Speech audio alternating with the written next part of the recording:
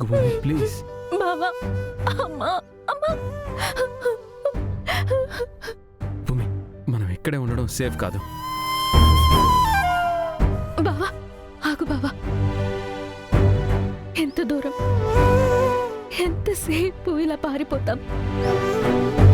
దీనికి అంతం లేదా బావా? ఇవాళ పోలీసులు వెంటపడుతున్నారు. అడవిలోకి వచ్చిన జింక ఎప్పటికీ పులి నుంచి పరిగెత్తుకుంటూనే బతకలేదు బావా.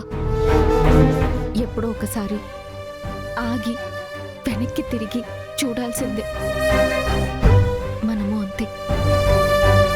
మనమేం తప్పు చేశాం బావా? ఎవరి ప్రాణాలు తీసాం? ఎవరికైనా అన్యాయం చేశామా? మరెందుకు పారిపోవాలి? ఎందుకు బావా దాక్కోవాలి? మనమే తప్పు చేసిన వాళ్ళలా ఎందుకు తిరగాలి? నువ్వొక్క విషయం మర్చిపోతున్నావు బావా. ఇక్కడ మనం కష్టపడుతున్నాం సరే, కానీ ఇంటి దగ్గర అత్తయ్య ఒక్కరే ఉన్నారు.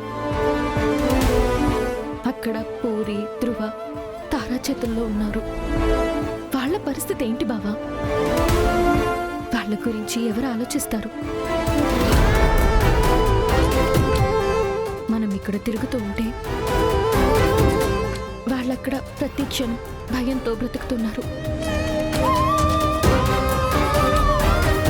మనిషి నీడ నుంచి పారిపోవచ్చు, కానీ తన బాధ్యతల నుంచి పారిపోలేడు బావా. ఈరోజు మనం భయపడి పారిపోతే రేపు అందరూ అదే నిజం అనుకుంటారు. గగన్ తప్పు చేశాడు కాబట్టే పారిపోయాడు అనుకుంటారు.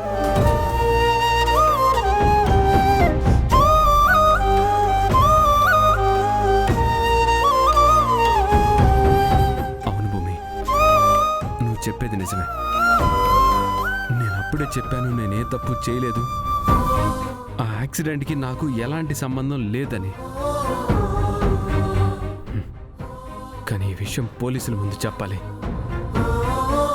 నిజం నా వైపు ఉన్నప్పుడు నేను తల దించుకొని తిరిగే అవసరం లేదు. ఇక చాలు, ఇంకొక అడుగు కూడా వెనక్కి వేయను. ఇక్కడి నుంచి ఎలాగైనా బయటపడాలి. నేరుగా ఒక పెద్ద పోలీస్ ఆఫీసర్ని కలవాలి. నా మీద వేసిన నిందని చెరిపేయాలి. ఎవరి కుట్ర చేశారో, ఎందుకు చేశారో అందరినీ బయట పెట్టాలి. అమ్మని, చెల్లిని కాపాడాలి.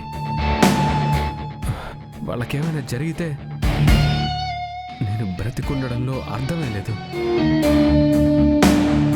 ఇప్పటి వరకు నేను తప్పించుకుంటూ వచ్చాను, ఇక ఎదిరిస్తాను. ఎవడెదురొచ్చినా పోరాడతాను, కానీ పారిపోను. ఎట్టి పరిస్థితుల్లోనూ పారిపోను.